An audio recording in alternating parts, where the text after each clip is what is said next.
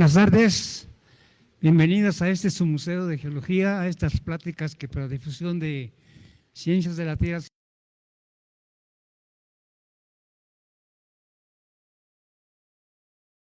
en este recinto.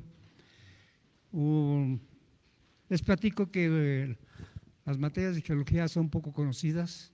La geología en sí nada más se da en unas pocas escuelas en la República Mexicana y nada más es profesional.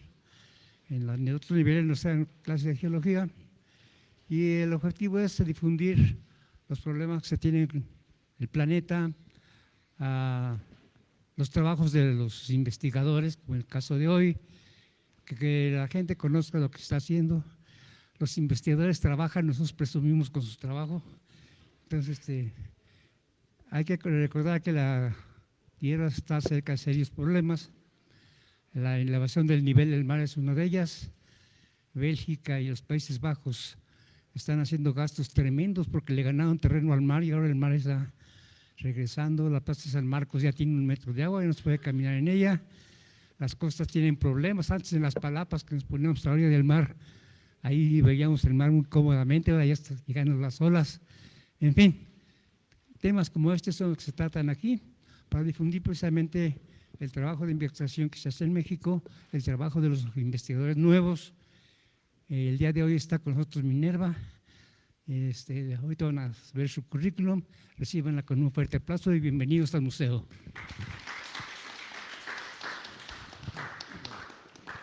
Ok. Procedo a decir la semblanza de la ponente. Egresada de la carrera de Biología de la Facultad de Ciencias de la UNAM, con gran interés por la herpetofauna fósil y actual. Actualmente desarrolla un trabajo de investigación con cocodrilomorfos fósiles del Cretácico de Baja California, en el Laboratorio de Paleontología de Vertebrados del Instituto de Geología, UNAM, bajo asesoría de la maestra en Ciencias María Luisa Chavarría. Ha participado en el 12º Congreso Latinoamericano de Paleontología y en el 19º Congreso Nacional de Paleontología de la Sociedad Mexicana de Paleontología, además de jornadas de campo y varios talleres de divulgación en torno a la paleontología de vertebrados. Bueno, pues el museo se engalana de tener la primera conferencia de Minerva Alejandra Quintero Espino Barros. Muy bien. Muchísimas gracias por la presentación, ingeniero Oscar. Yo les voy a hablar un poquito de los cocodrilos que había en nuestro país durante la era de los dinosaurios y agradezco de antemano la oportunidad de presentarles aquí en el museo un poquito de lo que sé y de lo que hago. Pero antes de empezar a hablarles de cocodrilos, tenemos que hablar de este momento de la historia de nuestro planeta. ¿Me puedes pasar, por favor? Que es el Mesozoico. El Mesozoico es una de las eras en las que se divide la historia del planeta Tierra. Inició hace 252 millones de años y se divide en 3 periodos, que son el Triásico, luego va el Jurásico, que nos suena si nos gusta el cine, y por último el Cretácico.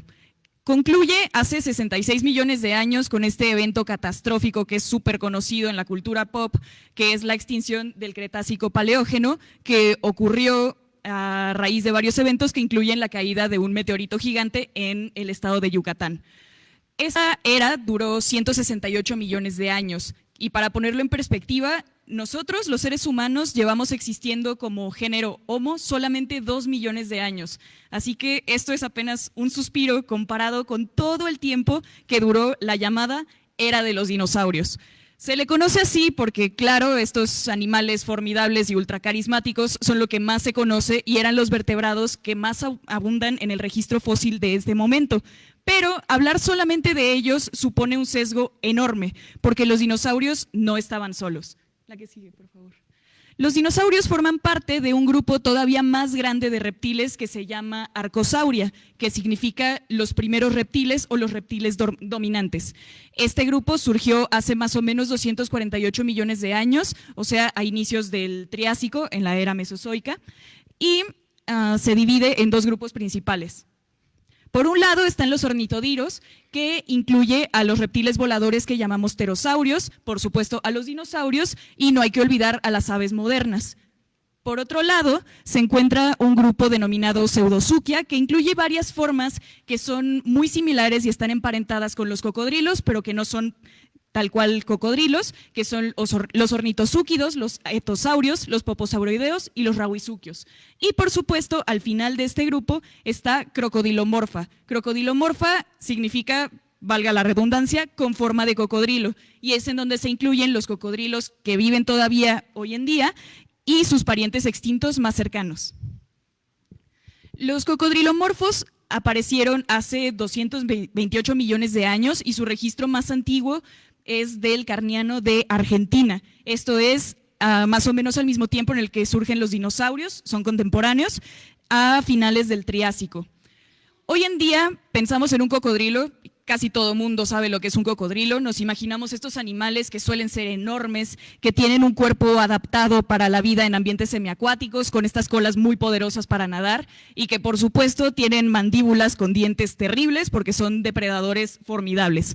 Sin embargo, los cocodrilos no siempre fueron así y han tenido una historia evolutiva sumamente rica e inmensa, con una gran cantidad de formas y hábitos de vida.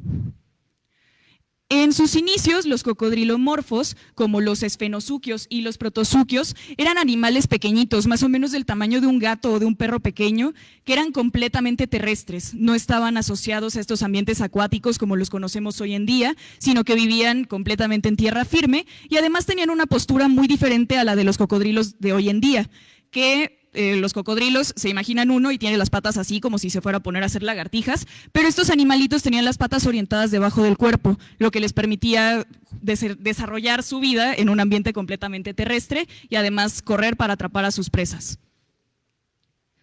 Después, los cocodrilos comenzaron a adoptar hábitos más similares a los que tienen en la actualidad, pero algunos se pasaron. Nos encontramos a partir del Jurásico a un grupo de cocodrilos que se llama talatosuquios, esto significa cocodrilo de mar, que como su nombre lo dicen, estaba completamente adaptado a desempeñar su vida por completo en ambientes marinos, ni siquiera tenían que salir como para tener a sus crías ni nada.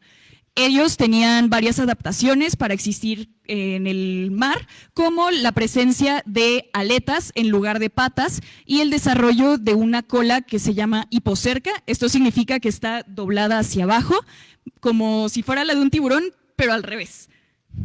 Hay otros cocodrilomorfos de este momento que también tenían hábitos relacionados con el mar, aunque no estaban tan adaptados como los talatosuquios, como son los tetisuquios, que tenían cuerpos un poquito más alargados, también estas colas muy poderosas, similares a las de los cocodrilos de hoy en día, pero que igual podían pasar una buena parte de su vida en el mar. Y por último, hay otro grupo que son los goniofolídeos, que tienen un estilo de vida un poquito más anfibio, podían salir por cierto tiempo del agua, un poco más parecido al de los cocodrilos actuales. Además, recuperando este hábito terrestre, existieron otros grupos de cocodrilomorfos que no tienen nada que ver con los que existen hoy en día. Estos son los notosuquios y los ileocámpsidos, que podrán ver tienen una forma muy curiosa. Este de aquí arriba parece un barril y este parece un cocodrilo que comprimieron un poco mal. Y son los únicos grupos en los que se han encontrado adaptaciones sumamente específicas, sobre todo en la región de sus mandíbulas y los dientes, que les permitían tener un hábito único en la historia de los cocodrilos, que es que a diferencia de todos los demás podían comer plantas. Por último, al final de este gran árbol evolutivo se encuentra el grupo Crocodilia, que es el que contiene a los cocodrilos que conocemos actualmente, que se divide en tres grupos principales: los aligatoroideos, los crocodiloideos y los gavialoideos.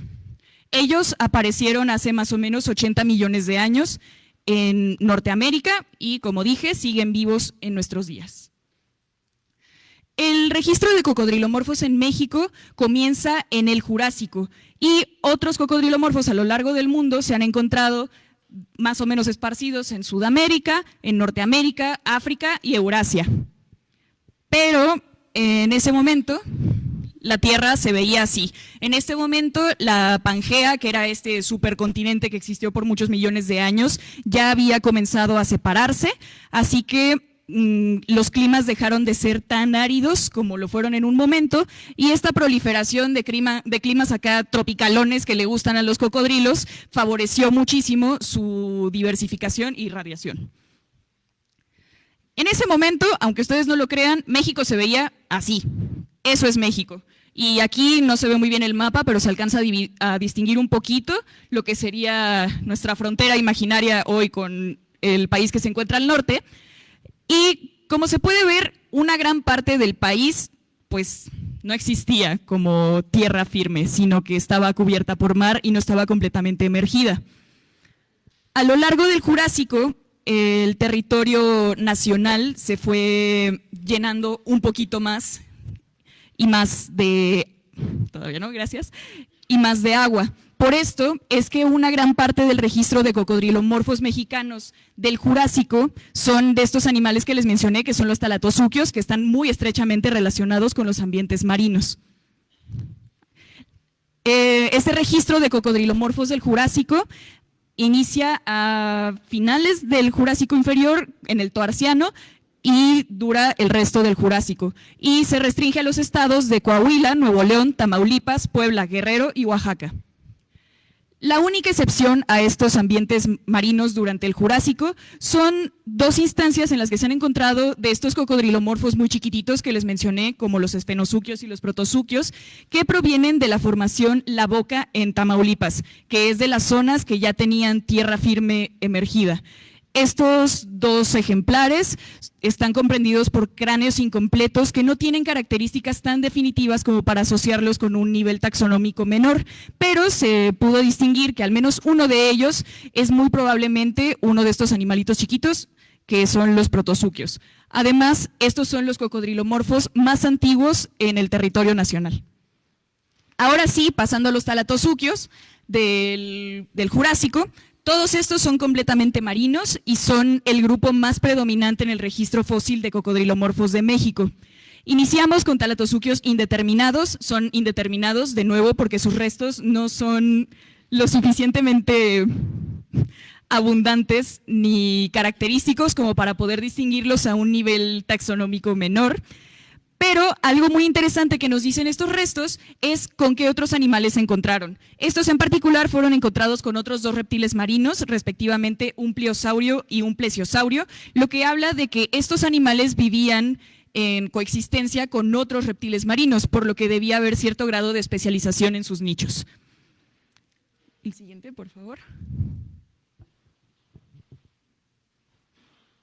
Muy bien.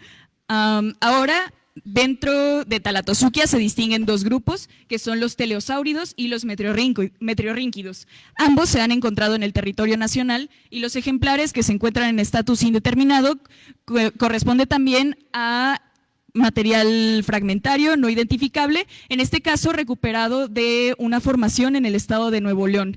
De estos animales se han encontrado fragmentos varios, como vértebras de distintas partes de la columna, además de otros fragmentos, sobre todo de las extremidades. Y después, hablando del material que ya puede identificarse a un nivel muy específico, está el primer registro en México del género Dacosaurus, que se encuentra en otras partes del mundo. Dacosaurus significa reptil que muerde, es porque este animal era muy grande y tenía unos dientes bastante similares a los de los dinosaurios, que nos indican que eran hipercarnívoros, que podían haber dominado fácilmente los ecosistemas en los que se encontraban. Este animalito fue encontrado en la formación La Casita de Coahuila y este de aquí no es una imagen del ejemplar mexicano, pero lo que se conoce del ejemplar mexicano es la parte de enfrente de su cráneo y de la mandíbula. Después, siguiendo con los metriorrincoideos, comenzamos con las especies que llevan el sello de ser 100% mexicanas, porque solamente se han encontrado en el territorio nacional. En primer lugar está Cricosaurus viñodi, que antes era clasificado dentro del género Geosaurus hasta que fue reevaluado filogenéticamente. Y de este animal se conoce el holotipo, esto es el primer ejemplar y mediante el que se hizo la descripción de la especie, que proviene de la formación Pimienta en Puebla. Y por otro lado, un segundo ejemplar que comprende un cráneo y parte de una extremidad posterior que salió de la formación Tecocoyunca en Guerrero. Después está otra especie del género Cricosaurus, que es Cricosaurus saltiliensis, y como dice su nombre, este fue encontrado en el estado de Coahuila, en otra formación que se llama La Caja.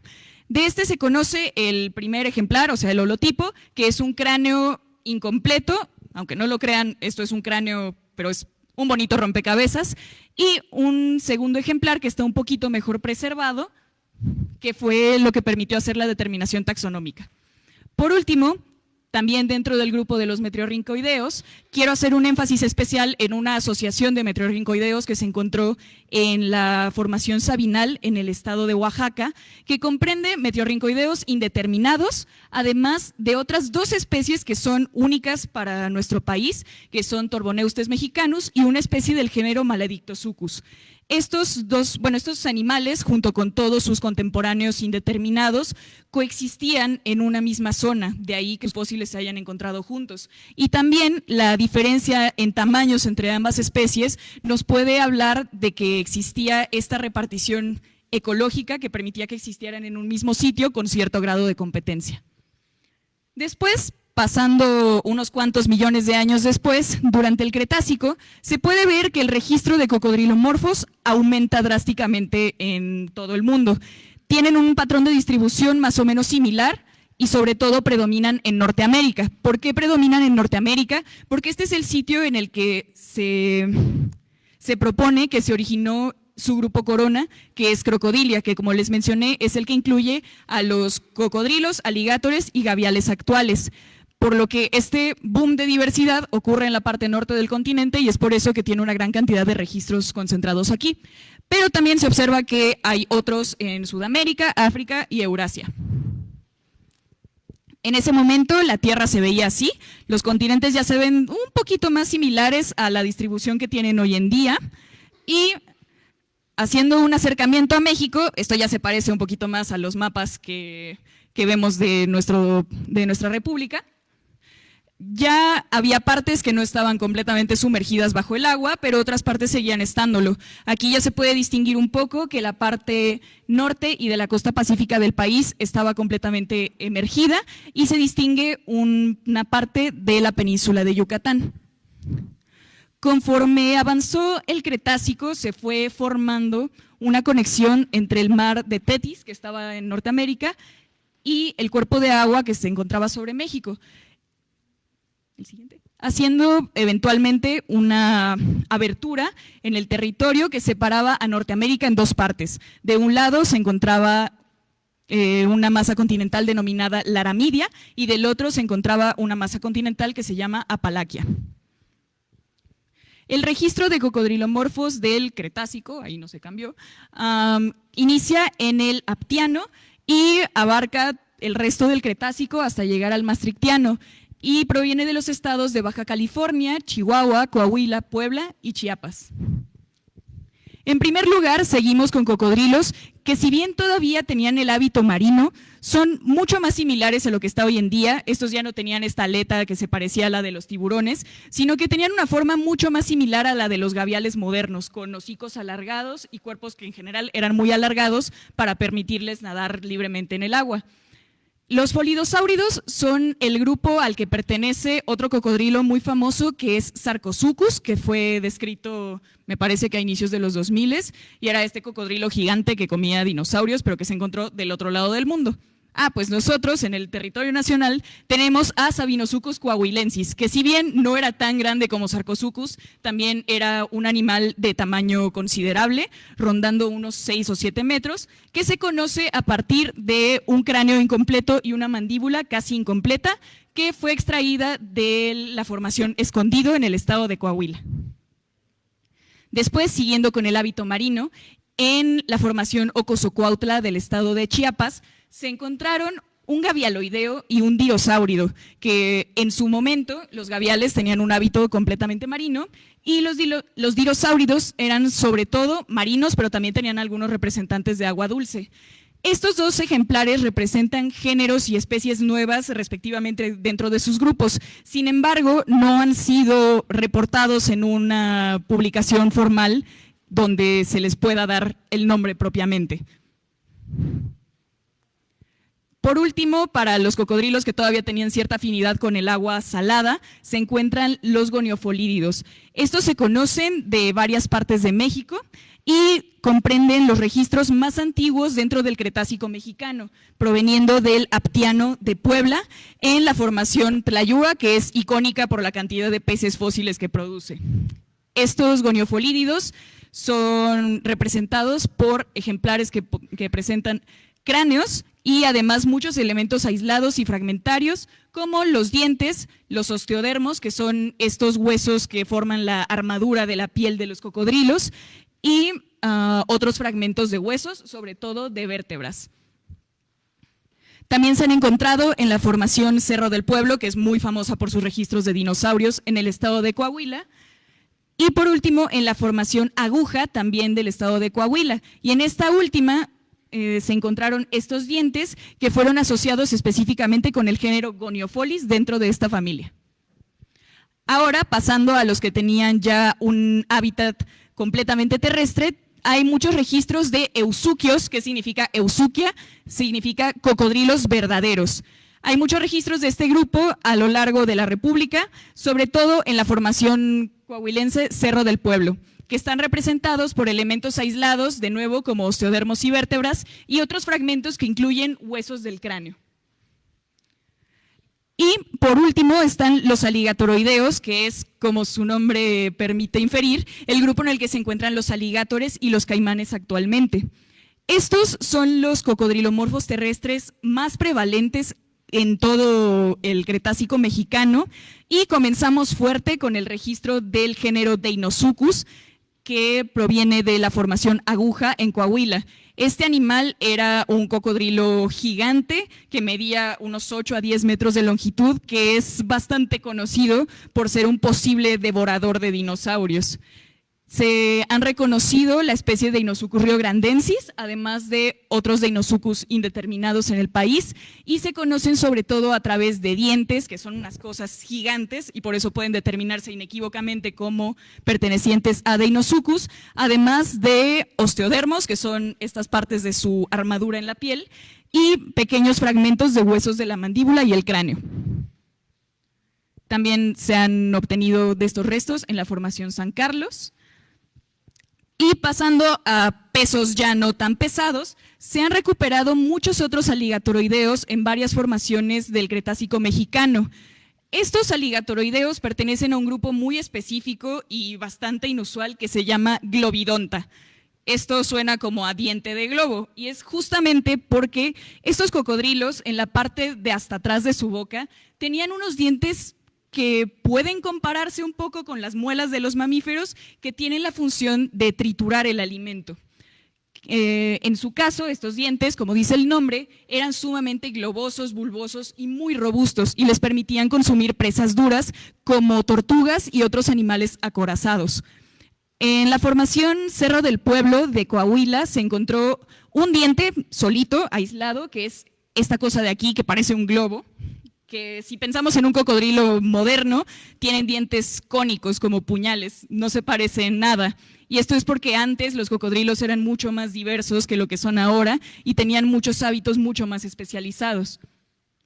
Por otro lado, en la formación Aguja se recuperaron varios dientes un poco más pequeños que han sido asignados a un género de aligatoroideo que es muy común en el Cretácico norteamericano, que se llama Brachycampsa. Por último, quiero hacer un énfasis especial en la formación que yo trabajo, que es la formación El Gallo, que se ubica en el estado de Baja California. Esta tiene una edad de más o menos 74 millones de años, lo que la sitúa en el Campaniano. Y aquí se han hecho pocos trabajos donde se aborde la diversidad de cocodrilos, y casi todos ellos si no es que todos, son literatura gris. Esto quiere decir que no se han hecho publicaciones formales al respecto, pero a lo largo de muchísimos años de recolecta de material, sobre todo de material de microvertebrados, esto es, elementos tan pequeños que necesitan verse con un microscopio, se ha recuperado una cantidad inmensa de huesos chiquititos de muchos vertebrados, pero salta a la vista que hay una cantidad enorme de dientes de cocodrilos.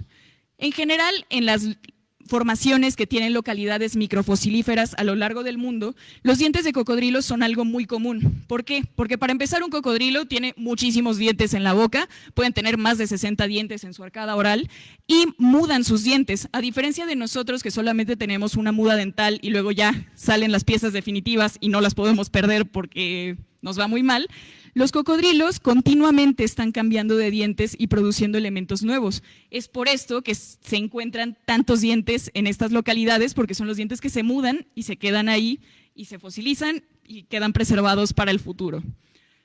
En el gallo se ha encontrado una gran cantidad de estos dientes, como lo mencionaba, y en otros trabajos se ha detectado la presencia de muchos cocodrilomorfos indeterminados, porque con los dientes solitos no se puede llegar a un nivel taxonómico más preciso, además de los géneros Leidiosuchus y Brachycampsa, ambos son aligatoroideos.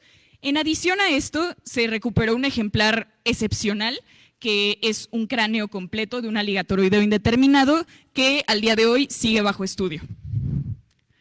Y ahora, desarrollando un poco más de trabajo para ampliar el conocimiento de estos cocodrilomorfos del gallo, yo trabajé con este conjunto de elementos postcraneales que corresponde también a un aligatoroideo que está conformado por varias vértebras del cuello, muchos osteodermos y casi la totalidad de la extremidad anterior izquierda. Este ejemplar es sumamente especial porque tiene una característica que es única entre todos los demás aligatoroideos que se conocen hasta ahora para Norteamérica, que es que sus osteodermos tienen dos quillas, que son estas cosas que se distinguen ahí, en lugar de una sola. Hoy en día y en ese momento, todos los cocodrilos que tenían osteodermos con una sola quilla en lugar de dos. Además, este tipo de osteodermos se han encontrado regados en otras localidades de la misma formación, lo que nos permite inferir que se trata de un posible taxón nuevo.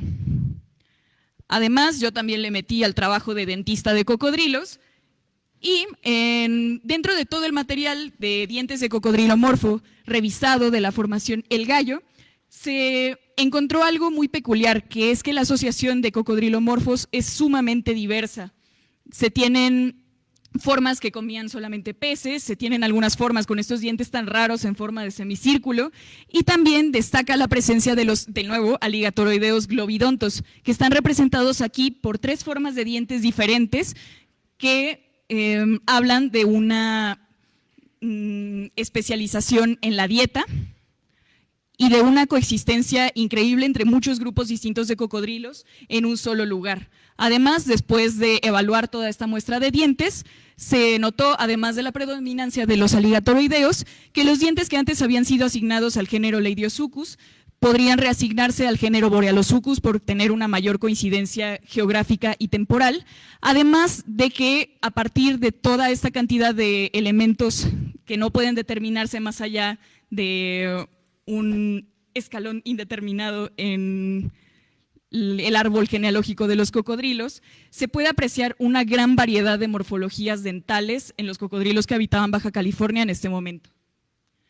Entonces, en conclusión, el registro de los cocodrilomorfos del Mesozoico mexicano es mucho más diverso de lo que aparenta a primera vista. Se encuentra en muchos estados y además es un registro muy antiguo, al que desgraciadamente se presta poca atención. ¿Esto por qué? Porque cuando pensamos en fósiles de México solemos llevar la vista hacia, por supuesto, los dinosaurios o algunos otros elementos icónicos del registro fósil como la megafauna del Pleistoceno. Sin embargo, el registro de muchos otros animales que suelen ser dejados de lado, como los cocodrilos, otros reptiles, las aves, o incluso los mamíferos chiquititos de los que nos habló la doctora Marisol en la ponencia anterior, es muy importante porque también es una ventana muy especial para conocer el pasado de nuestro territorio. Y pues, Estas son mis referencias. Si alguien gusta que se las pase, se puede acercar conmigo con toda confianza. Y eso sería todo de mi parte. Muchísimas gracias.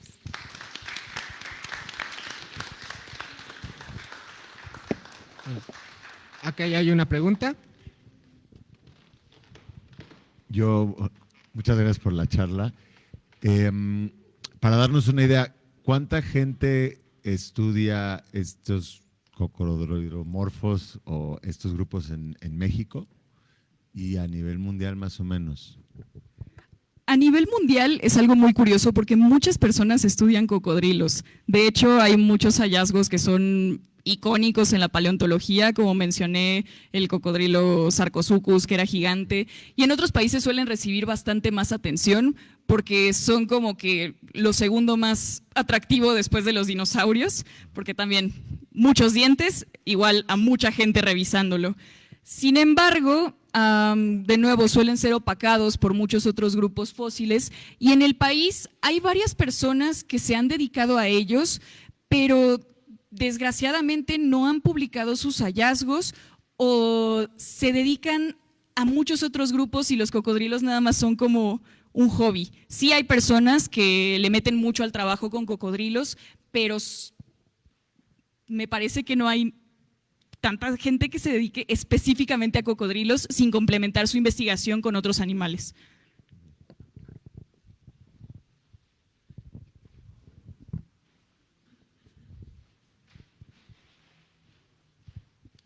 Bueno, igual que en la otra plática, agradezco mucho una ponencia y yo creo que todos nos estamos preguntando cómo es que una chica tan fina, tan joven, esté estudiando estas bestias, ¿no?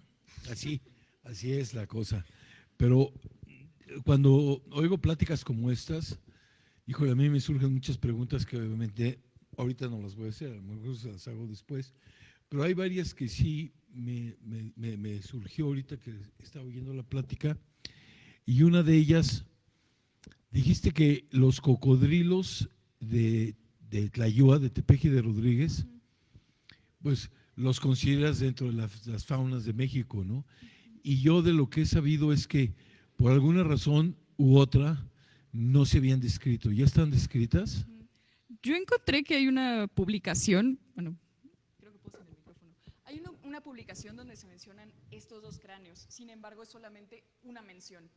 No sé si alguien por su cuenta ya haya descrito propiamente los cráneos o si se mantuvieron en el limbo y están en algún cajón abandonados, pero no hay más información. Ok, entonces para fines prácticos todavía no, es que la localidad esta que está mencionada es una localidad icónica de México, creo que una de las más importantes, pues yo diría para el Cretácico medio o Cretácico inferior, la más importante del mundo, pero bueno, esa es otra historia que quería preguntar. Y la otra es que como que hasta cierto punto, no sé si termines o parte del periplo que hiciste en toda la evolución y demás, como que llegaste a la conclusión de que de ser animales marinos ya muy adaptados al nado por la forma de la cola y demás, terminaron como a ser, vamos a decir, terrestres, aunque vivieran cerca de aguas. Eso es, si lo dijiste, ¿no? Como que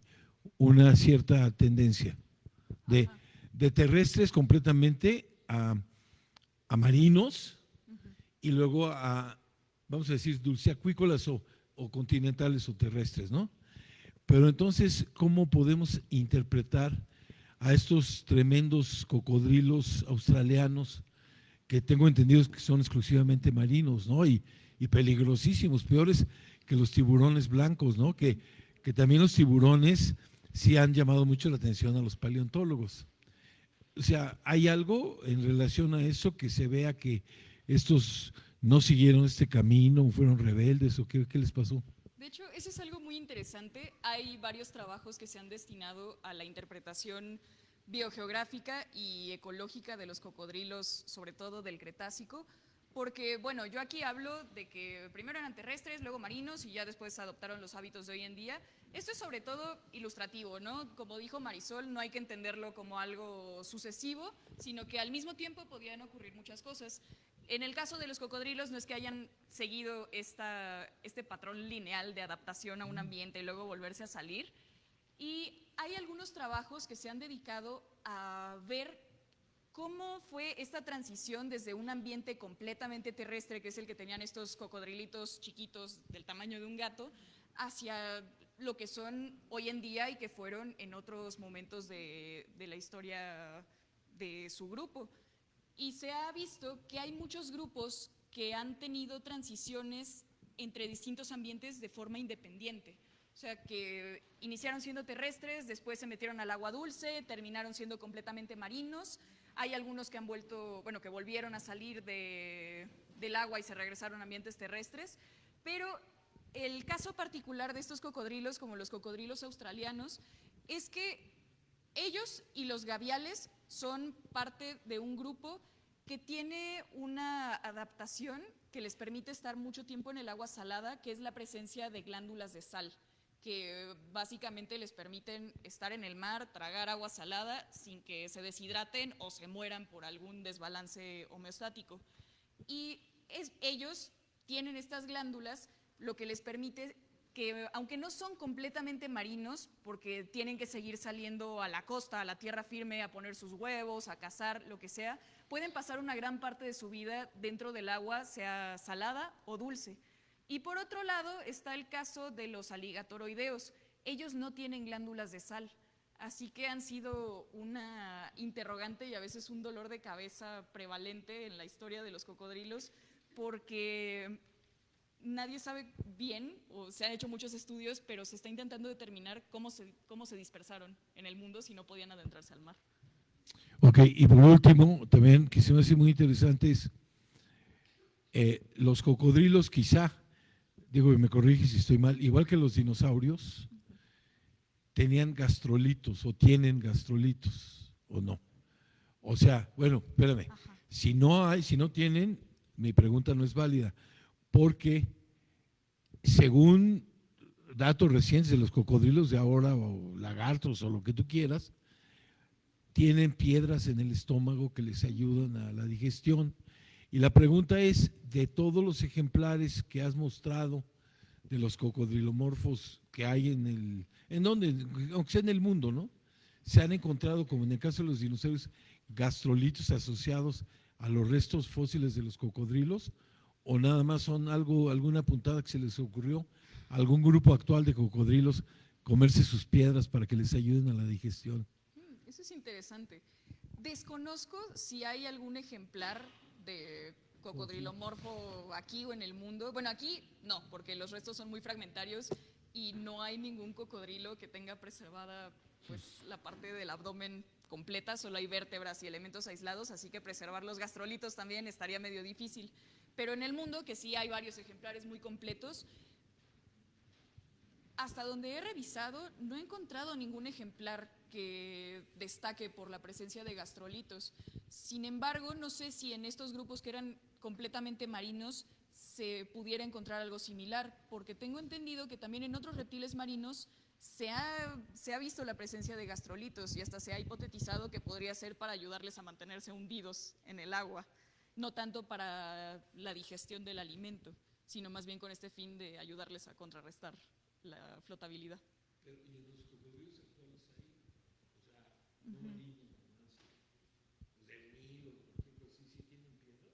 Pues hay cocodrilos muy grandes que se pueden tragar todo lo que les quepa en la boca, así que no sería de extrañar que tengan piedras. ¿No es algo como los dinosaurios? No, que activamente buscaran rocas, no. Los grandes saurópodos se asocian a que tuvieron que haber tenido piedras para que les ayudaran a la digestión.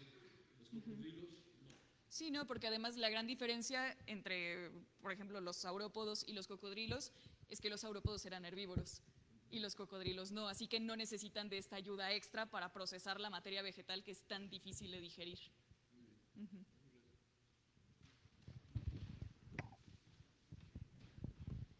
Hola, felicidades. Gracias. Mi pregunta es muy básica, yo no sé nada. ¿Cómo, es una curiosidad, cómo hacen la ilustración? O sea, si tienen estas piezas del cuerpo y son poquitas, ¿cómo saben, cómo lo complementan la imagen? O sea, Muy ¿cómo, bien. cómo funciona? Pues primero se puede comparar el pedazo específico de hueso que se encuentra con otros fósiles que estén algo más completos. Por ejemplo, si tenemos un cachito del brazo y en otra instancia se ha encontrado algo muy similar como parte de un hueso completo, se puede decir, ah, bueno, pertenecía a este animal y su hueso completo se veía de esta forma. Entonces, una vez sabiendo más o menos a qué animal pertenece, se puede correlacionar con sus parientes más cercanos. Muchas reconstrucciones no van a ser completamente idénticas a lo que hubo en algún momento, porque pues no tenemos máquinas del tiempo para ver cómo eran, pero se pueden hacer aproximaciones bastante buenas a partir de solo huesos y con la comparación con otros fósiles encontrados en otras partes del mundo que tengan una mejor preservación, incluso de material que no sea exclusivamente huesos, sino, por ejemplo, como en los dinosaurios, que hay algunas momias que se han recuperado que tienen piel y otros tejidos blandos y son un vistazo mucho más cercano a cómo habría sido el animal en vida. Gracias. Ok, voy a leer unos comentarios de Facebook. Carlos dice saludos de la cantera Tlayúa, Tepex y Puebla. Jesús dice saludos a Mine, muy buena, interesante exposición. Saludos desde Saltillo, Coahuila. Y Jonathan dice excelente plática, me encantó. Saludos desde España y tiene una pregunta. Dice, mencionaste que en Baja California existe una gran diversidad de cocodrilos reportados por los dientes. ¿Hay otras localidades que muestren esa misma diversidad en México? En México, no. En primer lugar, las localidades de microfósiles de repente son dejadas de lado porque como todo es chiquito, no atrae tanta atención como ver un fósil gigante como el del mamut que está aquí afuera. Entonces, muchos de los estudios que se hacen son… ¿Sí, sí se escucha bien? ¿Sí, sí se escucha? Sí. Ah, excelente. O sí con… Ah, bueno, muy bien. Entonces, muchos de estos estudios terminan siendo sobre todo trabajos que no se publican y la única instancia que conozco en la que también se ha recuperado la asociación de cocodrilomorfos a través de los dientes en otro lugar es, si no me equivoco, de la formación Aguja, pero fue parte de un compendio de todos los microfósiles que había en una localidad de esa formación y los cocodrilos fueron solo una pequeña parte de todo eso que salió, pero realmente no hay un trabajo específico que se haya realizado en el país que esté orientado nada más a la diversidad de cocodrilomorfos a partir de sus dientes. Y esto sí se ha hecho en otros lugares del mundo, sobre todo incluyendo otros elementos aislados como osteodermos y cachos de huesos, pero solamente con los dientes esto se ha hecho en otras formaciones del Cretácico, predominantemente europeas. Y es muy interesante porque toman en cuenta la diversidad total de un sitio en vez de sesgarse hacia solamente el material que se ve acá muy impresionante y bonito. Gracias. Y también tienen otra pregunta. Dice Cira, ¿cómo les fue a los cocodrilos después de la extinción KPG? ¿Disminuyó mucho su diversidad o fueron relativamente resilientes? Muchas gracias por la charla, me encantó. Gracias. Pues hasta eso fueron relativamente resilientes. De hecho, hay varios grupos y varias especies, como por ejemplo Deinosuchus, que es el grandote que comía dinosaurios, que sobrevivieron a la extinción del Cretácico Paleógeno.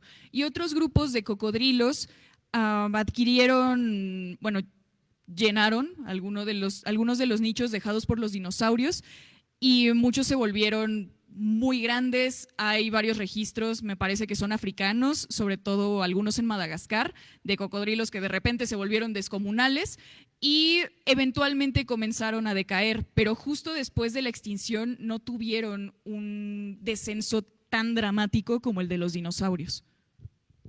Vale, gracias. ¿Alguna otra pregunta? Ok.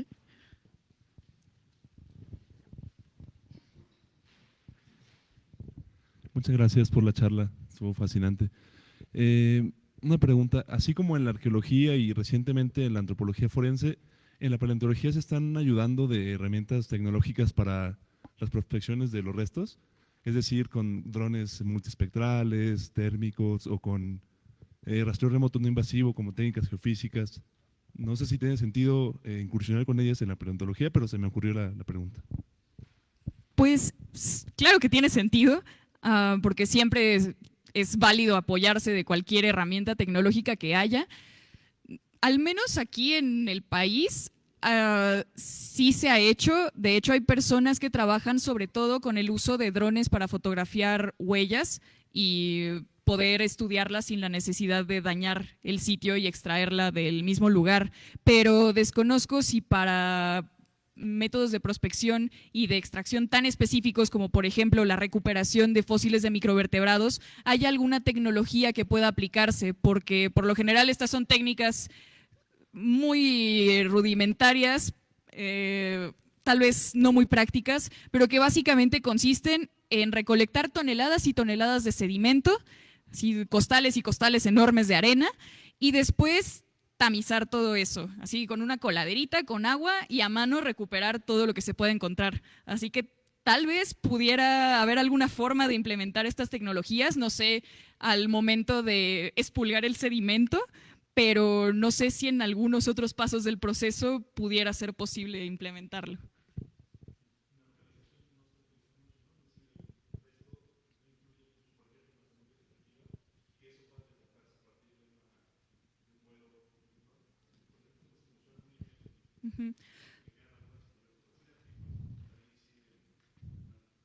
Pues podría ser, o sea, se pueden evaluar localidades mediante la vista aérea, pero la magia de la paleontología es que te tienes que ensuciar, tienes que excavar, así que puedes ver una localidad por encima, pero no saber lo que hay debajo de las capas superficiales del sedimento.